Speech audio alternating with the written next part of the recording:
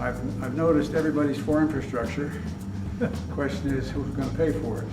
And hello everybody and welcome back to my YouTube channel.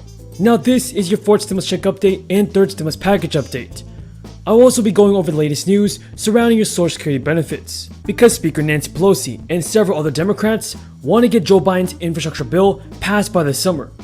And this can mean more stimulus payments for you and I, and a $200 increase in your Social Security benefits. Because after all everybody, Joe Biden campaigned on a promise of helping out those of you that are seniors, and those of you that are on federal benefits like SSI and SSDI. But folks, tell me down in the comments, what do you think? Should there be a $200 increase in your Social Security benefits?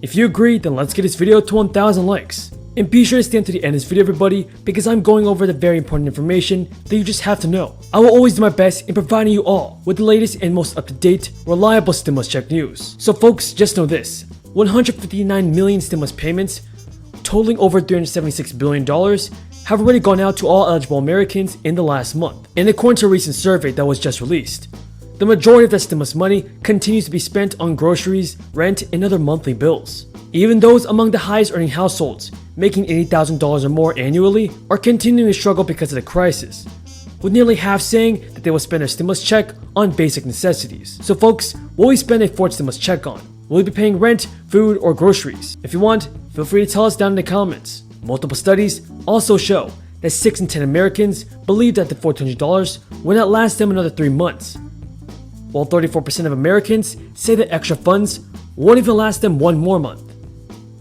So folks, it is obvious that a fourth stimulus check must be approved very, very soon.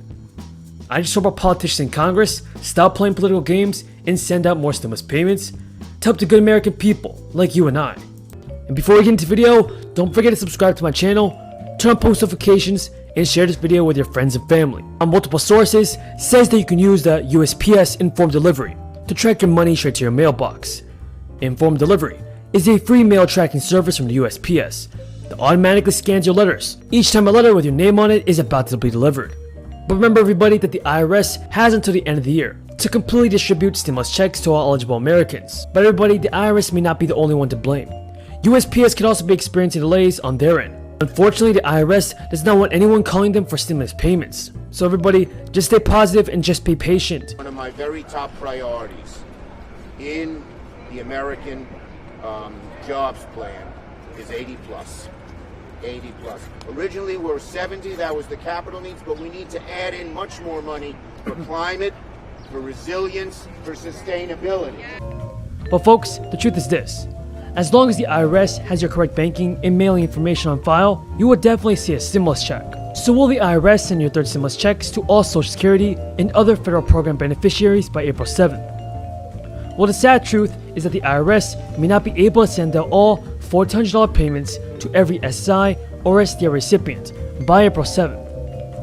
According to the tax agency, more than 4 million more stimulus checks have been dispersed over the week as part of this third batch of payments, and that brings the total number to 130 million people receiving a stimulus payment. But there are still at least 25 million Americans that receive Social Security and have not gotten a third stimulus payment. To our transportation infrastructure, and I've seen it with my own eyes.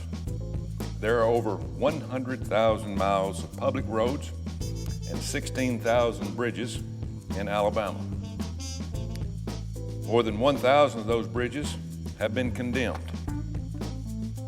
Driving on poor roads cost Alabama drivers a total of $4.2 billion annually due to vehicle operating costs, traffic congestion, and car crashes. And it's not just Alabama, it's everywhere in our country.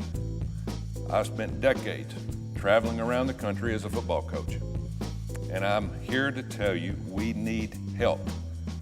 We need help with our infrastructure.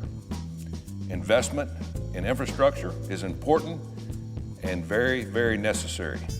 Sound infrastructure allows people to get to work, keep our goods flowing, and keep America competitive. That's why every penny and every dollar of any infrastructure proposal should be spent on actual infrastructure. Sadly, President Biden's proposal fails that test by a long shot. Out of this massive $2.35 trillion proposal, only $6 is for roads and bridges. In fact, the proposal puts more money towards electric cars than roads, bridges, ports, waterways combined. We've got to stop treating government like spending its money like monopoly money. When American people hear about what's included in this bill, I think they'll agree. The Biden administration is using the umbrella term of infrastructure for a host of things back home that don't associate with the word. Here's a couple of spending items that qualify as infrastructure according to President Biden. $400 billion for nursing care, $213 billion for government housing. Now, I can see and understand where those fit in, but not in an infrastructure bill. But what gets me is the $10 billion per year for a civilian climate corps. Now, this $10 billion includes free housing, free clothing, free food, and allowance for members while they promote climate justice. $10 billion a year. Now, is that infrastructure? We can debate the individual merits of these items, but please, let's not pretend these are for infrastructure, because we need true infrastructure.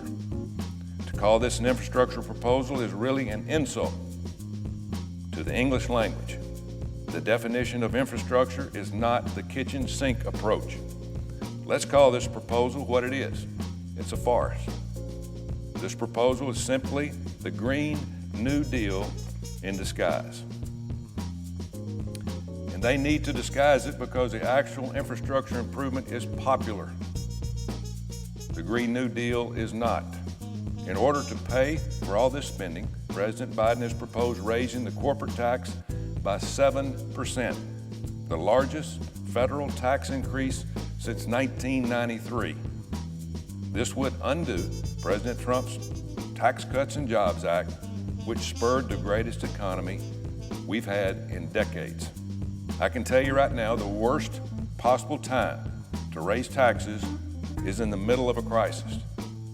So many employers have already been hit hard and are just trying to get back on their feet.